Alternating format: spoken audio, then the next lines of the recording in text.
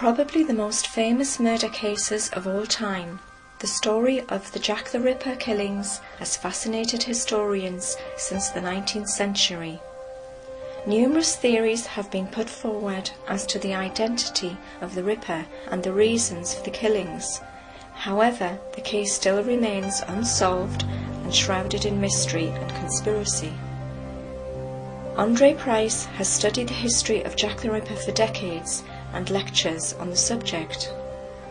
Today we meet Andre and he takes us on a walking tour of the infamous locations where the Ripper killed his victims. Hi Andre, thanks so much for joining us tonight. Pleasure, nice to on be this here. cold winter's night. But before we do go into the story behind Jack the Ripper, I'd really appreciate if you could just tell me a little bit about your history and what led you down this path. Well, I was about 12 years of age and I was watching this movie called A Study in Terror. And as I watched the movie, I learnt about this killer called Jack the Ripper. Now, being a young person at the time, I thought it was all made up. Next day I went to school, I'm talking to my teacher about it, and he said, no. Jack the Ripper really existed. He did murder 5 prostitutes in Whitechapel. And that immediately sparked an interest, and for the last 20 years I've been doing my research, trying to find out the truth behind these awful killings. Now, over the decades, you've done tours, and you must all the time be adding to your history about the knowledge of Jack the Ripper. Yes, very much so. I'm an historian and I'm a London guide lecturer, so my knowledge really is London, particularly the East End, where of course Jack the Ripper committed these awful murders. And over the years I've amassed a huge book collection, some of which are quite rare, all about the killings, and I very much like to get to kind of original sources to help you try and find out who was this mysterious killer.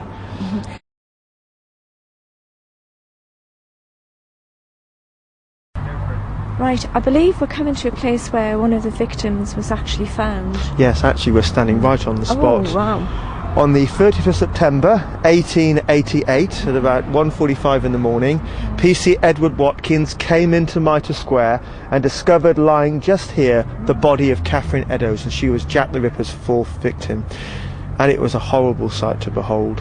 Her throat had been cut across, her body ripped open, her intestines placed on her shoulder.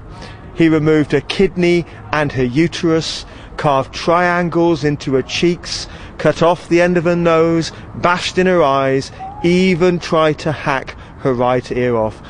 PC Watkins said it looked more like a pig that was ripped up in market than it did a human being. It was.